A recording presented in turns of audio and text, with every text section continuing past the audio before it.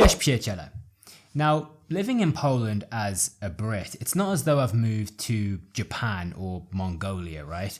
It's a different country, yes, but it's the same continent, and so far as cultural overlap goes on a global scale, I'd actually say that there's quite a lot. That said, there definitely are some very real cultural differences, and whilst I've always felt very comfortable in Poland pretty much from day one, there have still been moments during my 5 years of being here where I've noticed, yeah, I'm definitely in a different culture here and I need to adjust. So today I'm going to run through those things. If you're interested, then stick around.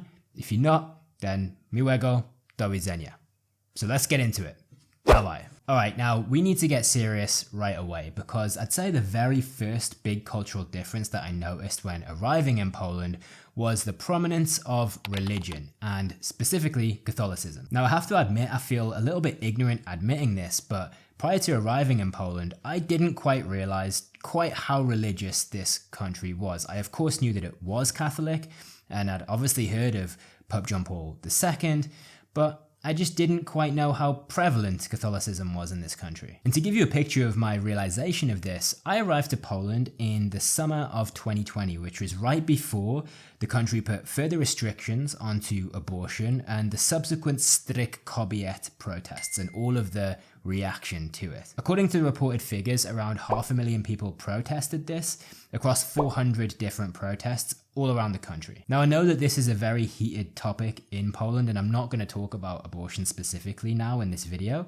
but what I am saying is that the reaction to these restrictions that were put in place and the cultural conversation that it started around the church and peace, who were the ruling party at the time in control, was huge, and it just simply wasn't a cultural conversation which I was expecting or prepared for. Because I'd say that the UK is a pretty secular country these days, especially comparing to Poland. And to step away from abortion specifically for a moment and just look at religion overall, 71% of Poles identify as Catholic and only 7% don't tie themselves to a religion at all. Compare that to the UK, where up to 37% of people don't identify to a religion at all. So there's a big gap there. But it's not just the percentages themselves, right? It's also the intensity behind them. Because again, rather ignorantly, I just wasn't aware of how much influence this had on the public narrative and the public discourse in Poland. For example, how this topic can just come up during family gatherings and cause really heated disagreements, and that there's this sort of, from what I've observed, a kind of generational tug of war between what role and importance the church does have or should have less of, or what role that it plays. Because for me growing up, I would say that the church had little to no influence in my life, and I certainly have never really observed it crop up in these kind of scenarios that I described before as any kind of active debate, really. And I would say that my experience is very typical among Brits my age and certainly younger. And so anyway, to take it back to 2020, when I arrived here and this cultural conversation was exploding, I realized, yeah, this is a different culture to the one that I came from. Okay, that got pretty heavy pretty quickly, so let's try and lighten the mood a little bit, right? And move on to the next cultural difference which I want to talk about, which is communication, and more specifically, small talk versus direct talk. Now, this is something that I've covered on the channel before, but I do just want to touch on it once more because it is such a difference culturally between Poland and the UK. Now, in the UK, we like to do the small talk thing, right? We like to have a bit of chit chat in certain scenarios in daily life with strangers that you see in various scenarios. And I know it's not always the most genuine. Sometimes there are layers of subtext to it, but it's also nice sometimes to, try and find a bit of common ground with a stranger. Pros and cons, right? But there have definitely been times where this cultural difference has caught me out, and I want to give you an example of one right now. So this is going back a little while ago now, but basically a new Wyszywniak had opened close to where I was living. And for those who don't know, Wyszywniak is basically a greengrocer's, a place where you can get fresh fruit and veg. So I went into the shop one day in a good mood, smile on my face, and whilst I was there, I thought, you know what, I'm going to try and have a bit of a chit chat with the woman behind the desk, the cashier, because yeah, I live locally, and that's, I don't know, I just thought it was a nice thing to do.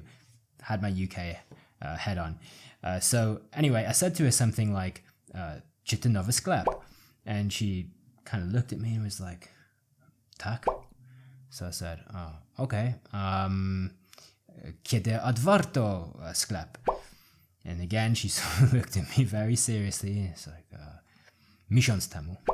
It's like, okay. And I thought, okay, this isn't quite going as I had hoped, but I'll give it one more shot. And I asked her something, I didn't ask her, I said something like, okay, well, prawdopodobnie będę tu często, bo mieszkam bardzo blisko, something like that, right? And she was just looking at me, she looked super confused, and I just wound the conversation down at that point, got my stuff, like, miłego do widzenia. And I was sort of thinking, like, I don't know what happened there, but I feel a bit like a creep. And that's when I realized, or probably a few other moments on top of this experience, I realized small talk in Poland, it's just not the same. So yeah, it took me a little while to get my head around this one, that this is not the way to really communicate in these kind of scenarios in Poland. But I'm happy to say that 5 years on, I get the message, and I've wound that down a little. All right, the next thing that was a cultural shock for me, I would say, and this is a big one, and it's kind of tied actually to the story that I just told, is customer service. I'd just say this. Quite often in Poland, I feel as though I'm a little bit of a burden when I'm in an establishment, particularly I would say in the hospitality sectors, like for example, in a cafe or a bakery or a restaurant or something like that. I kind of feel sometimes like I'm just annoying the person who I'm being served by just by simply being there. And like I should almost kind of apologize or be as fast as possible to just get the interaction done. Now, I do think it's possible to over-index when it comes to the customer service thing. Like, for example, I'm not really advocating for some kind of US style where you're sort of being asked every other moment if the food's okay, and there's like this, as I see it, kind of like an over-enthusiasm. But I do think that there's a happy medium to be found, and I just find here often that, I don't know, like a bit more of a smile or a bit more attentiveness would be quite nice. Now, there's a lot that I will criticize about the UK, but I've got to say this isn't really one of them. And I think overall, I think we do pretty well here. It's service is kind of not too hot, it's not too cold, it's most of the time service with a smile. But look, if you're Polish and you're listening to this, please tell me, is this correct? Am I getting this right? Does this really exist? Or have I just been desperately unlucky in my experience? Okay, moving it on, let's spin this one right on its head and talk about the next cultural difference, which is hospitality. Because sometimes I describe Poles as being a little bit cold on the outside in these sort of public life contexts that I just described before, but actually very warm on the inside when you manage to get into that inner circle. And Brits kind of being the opposite, very warm initially on sort of street level, but then, yeah, a little bit harder to access that warmth when you're on the trying to get into the inner circle. And I'd say that has been my experience with Poles thus far, that, they can be a little bit slow sometimes to open up, and it can be quite challenging to feel like you've earned their trust. And actually, interestingly, when I was looking into this and thinking about it, I saw a data point which showed that 73% of Poles actually say that you should exercise caution when speaking to strangers and people that you don't know, which kind of backs this point up. But once you do, and once you find yourself on the inner circle and in these kind of contexts, like for example, a wedding or a family gathering or a friend's house party, then it is a different story, my friend. It's a different story altogether. Because within these contexts, I would say that I have encountered some of the warmest embraces and the most curiosity and generosity from people. Weddings are the classic example that I always give here, right? Because if you are lucky enough to find yourself at a Polish wedding, then you should probably strap in, because you are going to be getting fed and watered all night long, and the wujeks are simply not going to take no for an answer when it comes to having a good time. And then at a family gathering, for example, let's say a barbecue in the summer when the grill comes out, and you've had a couple of cans of warmja and some smoked kiełbasa, and then you graduate to the bottle of vodka hitting the table and the snacks come out around, then yeah, you better lock in, because you're not going anywhere. And there is actually a saying in Polish which speaks to this, which I think is gość w dom, Bóg w dom, which translates as guest in the house, a God in the house. And yeah, I think that sums it up, right? That's actually quite a strong sentiment when it comes to how you treat your guests. And yeah, it highlights this contrast, which we discussed before, of sort of initially Poles being a little colder and harder to open up, but once you're in the inner circle, you are treated exceptionally well. And in the UK, I don't know, this is quite hard to describe. You are treated well as a guest, of course you are. And I can't think of times where I've been mistreated, particularly as a guest. But there's also sometimes this sort of, I don't know, insincerity that you can't shake, like a politeness mask almost. Like this small talk culture that I described before is still being played out in some way. And yeah, I don't know, it just doesn't feel as sort of, at times, it doesn't feel as genuinely warm as in the Polish context. I don't know, honestly, I'm finding this quite hard to describe. It's really more of a feeling than anything sort of directly tangible. Okay, onto the last cultural difference which we're going to discuss today. And whilst we're on the topic of kind of invisible walls, let's talk about the lack of a class system in Poland compared to the UK. Now, first, let me be clear. There definitely are social divisions in Poland. We just talked about some of them earlier in the video as it relates to religion. There's also obviously economic divisions as it relates to people with more money and less money, or old money versus new money, or city versus rural, or educated versus non-educated. So all of those divisions exist.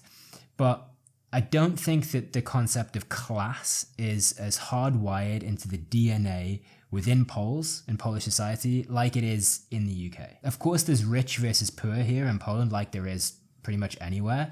But I'd say it's a bit different in the UK, where your class is your identity and it's kind of on your sleeve, and it comes to define you in a way that it just doesn't really in Poland. And this can be quite tiring in the UK, honestly, because it kind of does follow you around everywhere. And I think a good example of this is accents, right? Because we have a very rich variety of accents in the UK. And on one hand, that's really cool and that's great because it speaks to so much richness of the history and the culture.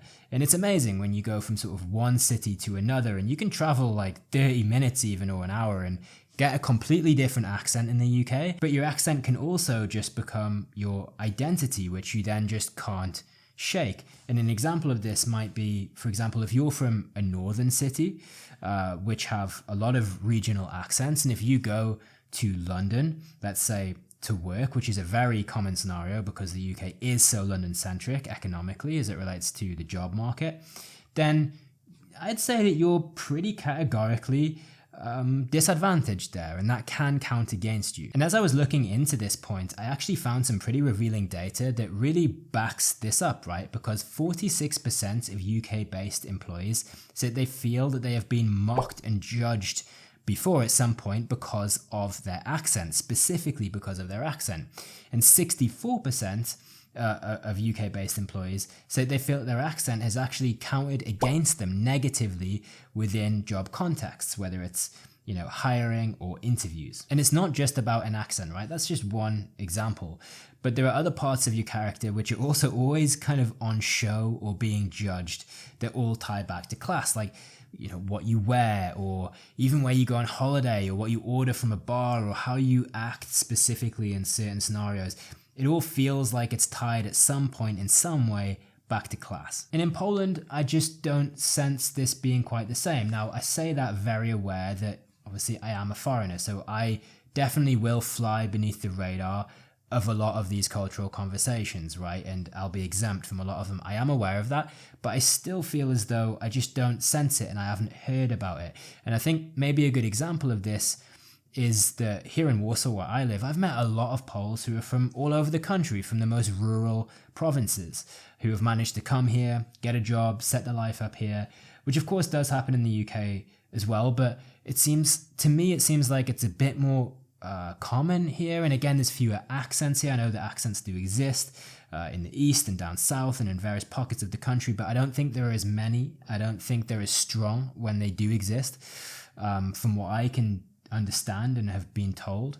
And yeah, I also know that obviously Poles do judge each other, and they can judge each other very harshly. I'm aware of that. But again, I don't think it's through the lens of this sort of class based discussion that I'm talking about. If I'm correct here, then I'm wondering why, and thinking again, maybe it's something to do with the former communist past, and the idea being that people would be equal, and deliberately trying to equalize society in this way, no matter how it was in reality. There are still hierarchies, of course, and there's a sort of judgment of who are winners and who are losers, but I just don't sense that sort of class anxiety, as I might describe it in the UK, exists here in Poland. Okay, that is it. That is my list of cultural differences between the UK and Poland. Truthfully, there's quite a few more I probably could run through, but we'll leave it at that for today. I hope you enjoyed it. If you did, please feel free to give the video a like, subscribe if you're new around here. It really does help out the channel and I would appreciate it greatly.